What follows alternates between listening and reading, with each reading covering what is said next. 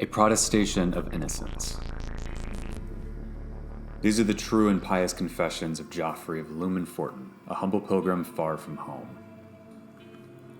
Accused I am of plundering the graves of the long dead. Betrayed I am by companions whose true motives were cunningly hidden from me. Hear me. If I am guilty, it is of a piety so great it blinded my eyes to the treachery of others. If I am convicted, it is a stain upon the Moon Lord's name. Listen to my story, I beg of you, before leaving me to rot in exile. I am an acolyte of the Lumen Library, a keeper of books. It is a place without merriment, though that was not always so. Once we were a rich and beloved temple of Nikolai, the Moon Lord. In the days when the gods lived among us, the moon walked our halls, graced our table, favored us with gifts of magic. But then he vanished, or cast us away, we do not know. Empty the night sky and empty our hearts, for though many gods withdrew their gifts, they yet spoke through their likeness in stone. But alas, our great marble statue sits ever silent, and the moonlit festivals are no more.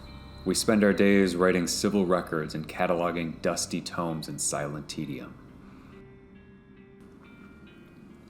For this depression, I sought a cure, a way to bring the Moon Lord's voice back to his temple. Long research led me to the journals of Erline, who lived 300 years ago and oft-wrote of the Moon Lord's visits. He notes that Nikolai spoke of the old Lacovinian isle of Invimona with delight, and promised to take Erline to the place where the gods threw banquets in the clouds. And thus, my plan took shape. A pilgrimage to this holy place to find a shrine of the Moon Lord, that he might witness the devotion of Forten and speak to us again. My fellow acolytes sanctioned my holy quest and gave me a purse of temple treasures. With haste, I left for the port of Istakale and bartered for passage on a trade ship bound for Invimona. I knew little of the island, save that it was newly settled by a lord of Minarev, and that it was most certainly haunted by the long-dead Lacovinians. Fool I was to fear only the latter. 2 long weeks at sea found me in Portadoon. After consulting with the locals, I ventured first to Avendura, largest of the settler holds, where I hoped to find maps of Lacovinian ruins already uncovered. But alas, the hard-working tillers of House Dura knew of naught but Papura, and had no interest in ruins, only of lurid tales of talking wolves. Must everything speak but our statue? I tried the office of the Scrith, but met only rejection for a poor pilgrim asking to peruse the hold's records. Having no better guide, I followed the advice of a rather drunk tavern patron and ventured west into the wilderness, and lo! A Lacovinian-made shrine I did find, but only of the spring goddess, beautifully wrought, but as silent as my lord Nikolai. As a scholar, I was intrigued by the glyphs at the base of the statue, and made a chalk rubbing for my records. I've noted the translations below as proof of my verite. Seeking more wilderness ruins, I traveled down the cavern pass with a band of minstrels. The helpful gatekeepers of Dura blithely assured us that the road was safe, but they must have been newly arrived, or somewhat was stirring up the beasts of the forest, for around nearly every bend we were ambushed by bacchas, tumbling from trees, screeching like demons. We took to night travel to avoid them, only to spend the hours of darkness dodging night spiders scuttling through trees and grave on the shoreline. More than once did we find ourselves fleeing these beasts, as the minstrels frantically blew their pipes to summon ravens to cover our retreat. At the crossroads to Forten Lazure we parted, for the minstrels knew of a mausoleum nearby.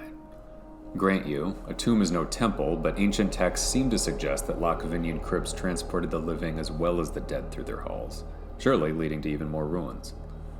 It's no place for me, but I hoped it had been undisturbed for so long that the dead lay quietly. Well, I am not too proud to admit how wrong I was. My notes on the Lacovinians held the key to the procession stones that opened the door, but once inside, the tomb was crawling with ghosts. The incense at my belt kept them at bay, but the bowel-melting chants of a gravekeeper filled the air, and I feared it would slay me and revive me anew as a shambling undead. A warrior might defeat it, but on that score I have no illusions. I fled and lived. Disheartened, I spent the night in Forten Lazure above Nelu's bar, where I bought a restorative stew and eased my aching muscles by the fire. There I met 3 initiates of the Goblet Guild, who turned out to be an unexpected trove of knowledge. I showed them my temple treasures, which they had little interest in, not being goblets, but they were helpful nonetheless, explaining I'd find more ruins to the east where the Lacovinian populace had mostly lived. Renewed, I walked east along the South Pass to Dinsira, but found only rocky coasts and endless seaweed farms. Several small islands dotted their coast, but as I was mulling over the difficulties of procuring a boat, I spotted a grove of colorless spores, the telltale sign of a forest of vole growing below ground, and thought to stop and seek the wisdom of the dryads instead. A cave nearby led to the heart of the forest, and to the dryads living within I presented one of the treasures of my purse, a glittering moon shard. Glad I was that I did, for my luck finally turned.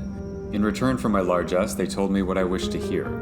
A statue of the Moon Lord was here in Invimona. To the north and east, my friends of the Goblet Guild were not mistaken, standing in a ring of statues in a great pillared pantheon.